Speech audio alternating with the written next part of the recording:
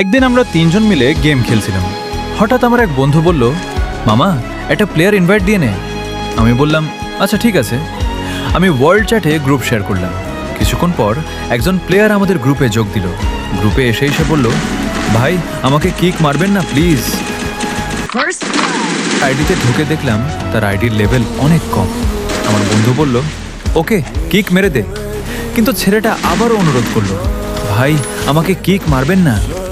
তার কথা শুনে আমরা তাকে দলে রেখেই ম্যাচ শুরু করলাম। আমরা ফ্যাক্টরিতে ল্যান্ড করলাম। ল্যান্ড করার পর সে হঠাৎ বলল, ভাই আমি যখন একসময় গেম খেলতাম তখন আমরা সবাই ফ্যাক্টরিতে নেমে অনেক ফিস্ট ফাইট করতাম। তার কথা শুনে আমি অবাক হয়ে গেলাম। এরপর সে আবার বলল, আর পিকের ভাঙা ঘরের ছাদে নামলে সবসময় ভয় থাকতাম, কখন কোন দিক থেকে শত্রু এসে মেরে দেয়। আমি আরও অবাক হয়ে গেলাম, এত কম লেভেলের একটা আইডি, অথচ গেমের এত পুরনো স্মৃতি সে কিভাবে জানে।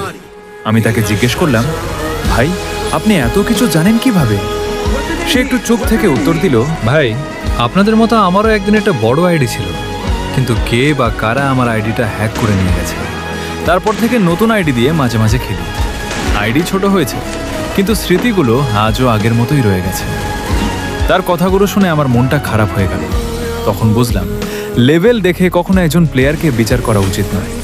অনেক পুরনো খেলোয়াড় আজও নতুন আইডিতে খেলেন, কিন্তু তাদের বুকের ভেতর লুকিয়ে থাকে অসংখ্য স্মৃতি আর হারিয়ে যাওয়া দিনের কষ্ট।